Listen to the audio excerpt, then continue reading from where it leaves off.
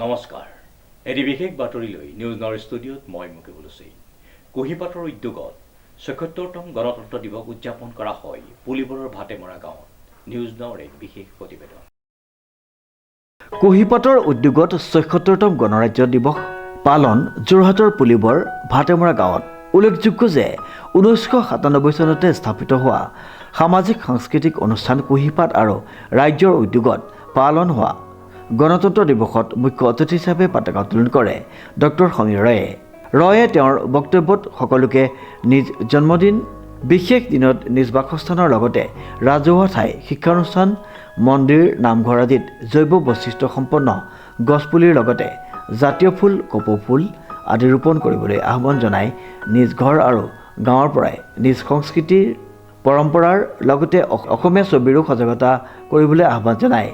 কেইবাগৰাকী বিশিষ্ট ব্যক্তি, শিল্পী উপস্থিত থকা উক্ত অনুষ্ঠানত ৰয়ে কয় যে ভাল সংস্কাৰ নিজ ঘৰখনৰ পৰাই আৰম্ভ হয়। অনুষ্ঠানত উপস্থিত থকা অভিনয় শিল্পী মিণ্টু বৰা, ৰঞ্জন শৰ্মা, জিন্তু বৰা, ধন্তী বৰা, সংগীত শিল্পী কংকন বৰা আদিয়ে বন্দে মাতৰম গীতটি পৰিৱেশন কৰে।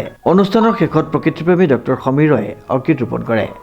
তেখেতে ডক্টৰ পালে আৰু তেখেতে এগৰাকী খুব সফলতম প্ৰযোজকো হয়, কিয়নো ইতিমধ্যে প্ৰায় ৭-৮খন আন্তঃৰাষ্ট্ৰীয় তেখেতে এৱাৰ্ড পাইছে, নহয় জানো? হয়, আৰু এই ক্ষেত্ৰত এই ক্ষেত্ৰত আমাৰ মিণ্টু দা আছে, বিশেষ সাংস্কৃতিক উদ্যোগী অভিনেতা নাট্যকাৰ মিণ্টু দা আছে, তেখেতক আমি ধন্যবাদ জ্ঞাপন কৰিছোঁ।